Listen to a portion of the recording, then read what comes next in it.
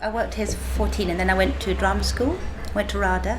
I trained for the theatre and then I lived in quite a few plays, and I used to work here when I wasn't working, and then Madame, she wanted to sell the business, and they were I knew them very well, that family, and so I was lucky because I had a few nice parts, so I was able to raise the money to buy the business from her.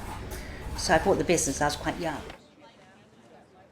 It's very important, but at the same time I think it's terribly stressful to be involved in a business which is very famous and very difficult to run in this economic climate, because you feel an enormous responsibility to people who come here, people's lives, who've associated lots of different times of their life with the shop, and the fact that it is a part of London.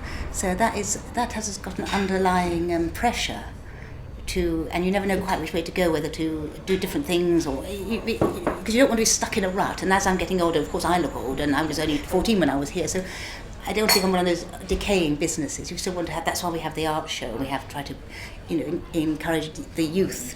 What Soho is, it's always changing, but it's always there. Oh yeah, my sister does the gallery here. We've got this lovely pictures by Noel, and we've got a show coming up by Diva, Zappa, my Zappa's daughter, and that should be very good fun. And that's good because it brings different people, different age groups and types of people to the shop.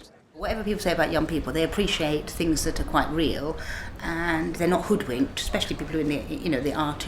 Young people do not. You can get a young lad. They're not hoodwinked. They know when something's kind of real, and I think they like the place. Yes. Now more people are going out, so the thing is, people's expectations are quite high, the quality of things, but I think it doesn't mean that more people are actually trying things. And people who wouldn't always say 20 years ago gone out for a cake and a coffee, they're coming out for a cake and a coffee. I'm not so decrying of Starbucks and all those places, because I think when I was little, nobody ever went out for a coffee. And now lots of people do, so it does encourage more people to experiment and go out to different places.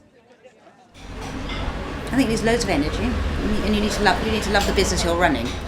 If you don't love the business you're running, I suppose some people, like the lady who comes in, Mary Queen of Shops. I know what she says. She can hear that photograph. The shop is right up there. No one can see it. And there are lots of things. I am a little bit stuck in a rut. So I suppose there are several things that I think I should do, like get that picture done, put it in the window, and different things. But I think you have to keep your energy up, and you have to make sure that people get good service. Because nowadays people are used to good service, they don't want a sloppy service, so that's one thing you have to really watch with everybody. They're getting what they pay for. Because people know the value of what they spend, how they're spending money.